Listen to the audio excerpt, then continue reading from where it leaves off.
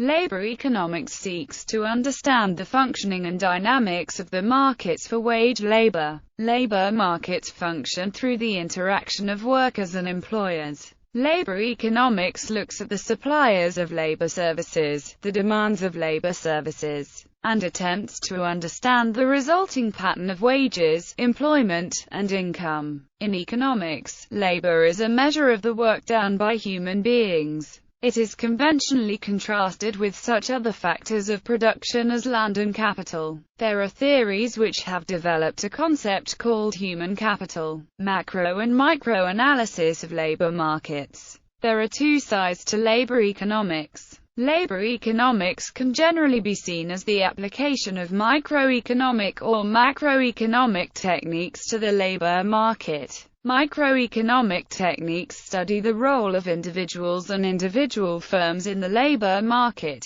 Macroeconomic techniques look at the interrelations between the labor market, the goods market, the money market, and the foreign trade market. It looks at how these interactions influence macro variables such as employment levels, participation rates, aggregate income, and gross domestic product. The macroeconomics of labor markets. The labor force is defined as the number of people of working age, who are either employed or actively looking for work. The participation rate is the number of people in the labor force divided by the size of the adult civilian non-institutional population. The non-labor force includes those who are not looking for work, those who are institutionalized such as in prisons or psychiatric wards, stay-at-home spouses, children, and those serving in the military. The unemployment level is defined as the labor force minus the number of people currently employed. The unemployment rate is defined as the level of unemployment divided by the labor force. The employment rate is defined as the number of people currently employed divided by the adult population. In these statistics, self-employed people are counted as employed. Variables like employment level, unemployment level, labor force, and unfilled vacancies are called stock variables because they measure a quantity at a point in time. They can be contrasted with flow variables which measure a quantity over a duration of time. Changes in the labor force are due to flow variables such as natural population growth, net immigration, new entrants, and retirements from the labor force. Changes in unemployment depend on inflows made up of non-employed people starting to look for jobs and of employed people who lose their jobs and look for new ones, and outflows of people who find new employment and of people who stop looking for employment. When looking at the overall macroeconomy, several types of unemployment have been identified, including frictional unemployment. This reflects the fact that it takes time for people to find and settle into new jobs. If 12 individuals each take 1 month before they start a new job, the aggregate unemployment statistics will record this as a single unemployed worker. Technological advancement often reduces frictional unemployment. For example, internet search engines have reduced the cost and time associated with locating employment. Structural unemployment. This reflects a mismatch between the skills and other attributes of the labor force and those demanded by employers. If 4 workers each take 6 months off to retrain before they start a new job, the aggregate unemployment statistics will record this as 2 unemployed workers. Rapid industry changes of a technical and/or economic nature will usually increase levels of structural unemployment. For example, widespread implementation of new machinery or software will require future employees to be trained in this area before seeking employment.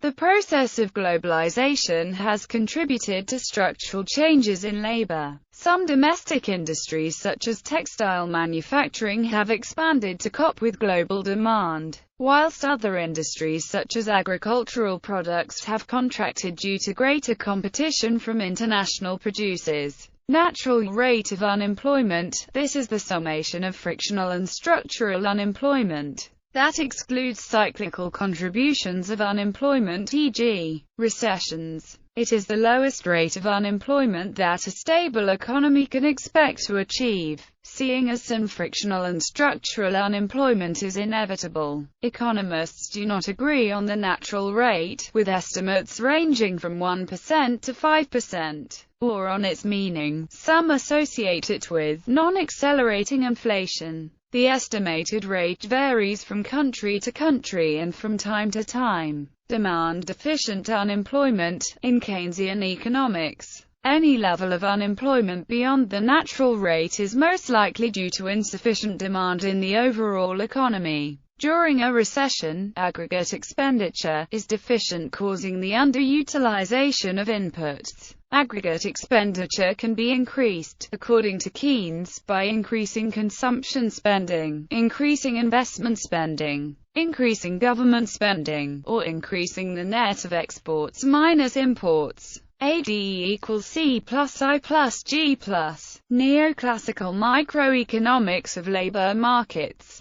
Neoclassical economists view the labor market as similar to other markets in that the forces of supply and demand jointly determine price and quantity. However, the labor market differs from other markets in several ways. Perhaps the most important of these differences is the function of supply and demand in setting price and quantity. In markets for goods, if the price is high, there is a tendency in the long run for more goods to be produced until the demand is satisfied. With labor, overall supply cannot effectively be manufactured because people have a limited amount of time in the day, and people are not manufactured. The labor market also acts as a non-clearing market. While according to neoclassical theory most markets have a point of equilibrium without excess surplus or demand, this may not be true of the labor market. It may have a persistent level of unemployment.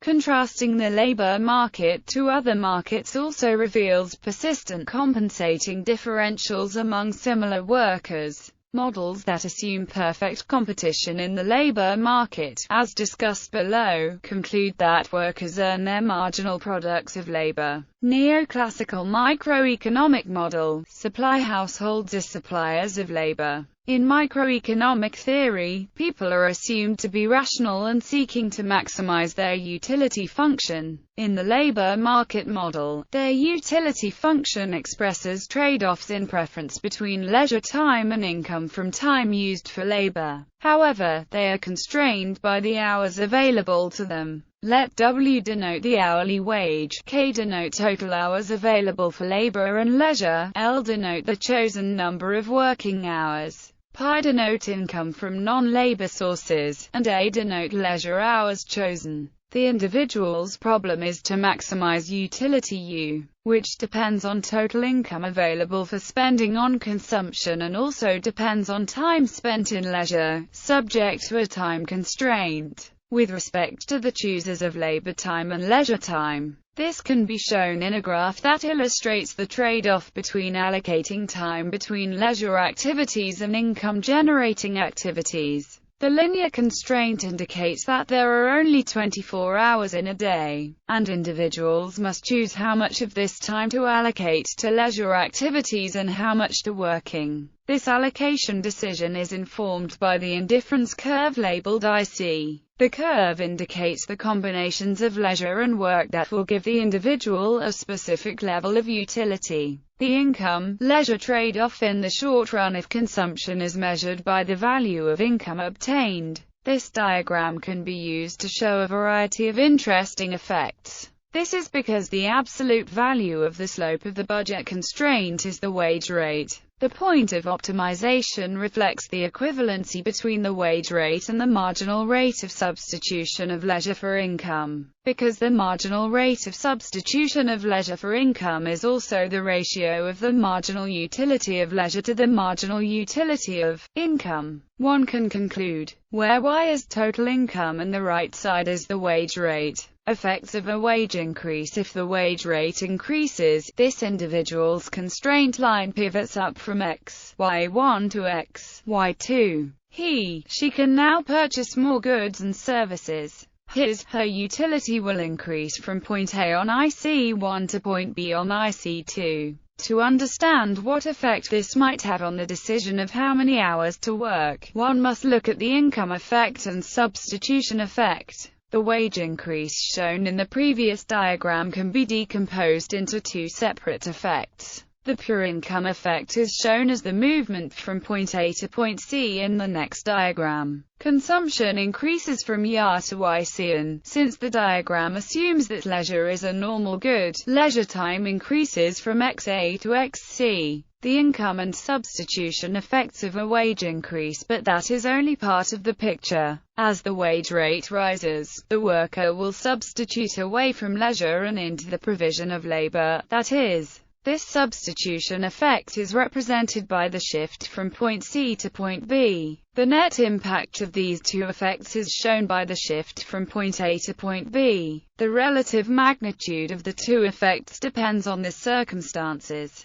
In some cases, such as the one shown, the substitution effect is greater than the income effect. But in other cases, the income effect will be greater than the substitution effect. The intuition behind this latter case is that the individual decides that the higher earnings on the previous amount of labor can be spent by purchasing more leisure. The labor supply curve, if the substitution effect is greater than the income effect, the labor supply curve will slope upwards to the right, as it does at point E, for example. This individual will continue to increase his supply of labor services as the wage rate increases up to point F, where he is working HF hours. Beyond this point he will start to reduce the amount of labor hours he supplies because the income effect of the wage rate has come to dominate the substitution effect. Where the supply curve is sloping upwards to the right, the substitution effect is greater than the income effect. Where it slopes upwards to the left, the income effect is greater than the substitution effect. The direction of slope may change more than once for some individuals, and the labor supply curve is different for different individuals. Other variables that affect the labor supply decision, and can be readily incorporated into the model, include taxation, welfare, work environment, and income as a signal of ability or social contribution. Neoclassical microeconomic model, demand. This article has examined the labor supply curve, which illustrates at every wage rate the maximum quantity of hours a worker will be willing to supply to the economy per period of time. Economists also need to know the maximum quantity of hours an employer will demand at every wage rate. To understand the quantity of hours demanded per period of time, it is necessary to look at product production. Labor demand is a derived demand. It is derived from the output levels in the goods market. Other aggregate methods of assessing demand include survey metrics and sources of real-time labor market information. A firm's labor demand is based on its marginal physical product of labor. This is defined as the additional output that results from an increase of 1 unit of labor. Labor demand is a derived demand, that is, hiring labor is not desired for its own sake but rather because it aids in producing output, which contributes to an employer's revenue and hence profits. The demand for an additional amount of labor depends on the marginal revenue product and the marginal cost of the worker. The MRP is calculated by multiplying the price of the end product or service by the marginal physical product of the worker. If the MRP is greater than a firm's marginal cost, then the firm will employ the worker, since doing so will increase profit. The firm only employs, however, up to the point where MRP equals MC, and not beyond. In neoclassical economic theory, the MRP of the worker is affected by other inputs to production with which the worker can work, often aggregated under the term capital. It is typical in economic models for greater availability of capital for a firm to increase the MRP of the worker, all else equal. Education and training are counted as human capital, since the amount of physical capital affects MRP, and since financial capital flows can affect the amount of physical capital available. MRP and thus wages can be affected by financial capital flows within and between countries, and the degree of capital mobility within and between countries. the marginal physical product of labor according to neoclassical theory, over the relevant range of outputs. The marginal physical product of labor is declining. That is, as more and more units of labor are employed, their additional output begins to decline. This is reflected by the slope of the MPPL curve in the diagram to the right. If the marginal physical product of labor is multiplied by the value of the output that it produces, we obtain the value of marginal physical product of labor. The value of marginal physical product of labor. This is because in competitive markets price is equal to marginal revenue, and marginal revenue product is defined as the marginal physical product times the marginal revenue from the output. The marginal revenue product of labor can be used as the demand for labor curve for this firm in the short run. Neoclassical microeconomic model, equilibrium. A firm's labor demand in the short run and an horizontal supply curve. The marginal revenue product of labor can be used as the demand for labor curve for this firm in the short run. In competitive markets, a firm faces a perfectly elastic supply of labor which corresponds with the wage rate and the marginal resource cost of labor. In imperfect markets, the diagram would have to be adjusted because MFCL would then be equal to the wage rate divided by marginal costs. Because optimum resource allocation requires that marginal factor costs equal marginal revenue product. This firm would demand L units of labor as shown in the diagram. The demand for labor of this firm can be summed with the demand for labor of all other firms in the economy to obtain the aggregate demand for labor. Likewise, the supply curves of all the individual workers can be summed to obtain the aggregate supply of labor. These supply and demand curves can be analyzed in the same way as any other industry demand and supply curves to determine equilibrium wage and employment levels. Wage differences exist, particularly in mixed and partly flexible labor markets. For example, the wages of a doctor and a port cleaner, both employed by the NHS, differ greatly. There are various factors concerning this phenomenon. This includes the MRP of the worker. A doctor's MRP is far greater than that of the port cleaner. In addition, the barriers to becoming a doctor are far greater than that of becoming a port cleaner. To become a doctor takes a lot of education and training which is costly, and only those who excel in academia can succeed in becoming doctors. The port cleaner, however, requires relatively less training. The supply of doctors is therefore significantly less elastic than that of port cleaners. Demand is also inelastic as there is a high demand for doctors and medical care is a necessity. So the NHS will pay higher wage rates to attract the profession. Monosyny. Some labor markets have a single employer and thus do not satisfy the perfect competition assumption of the neoclassical model above. The model of a monosynistic labor market gives a lower quantity of employment and a lower equilibrium wage rate than does the competitive model.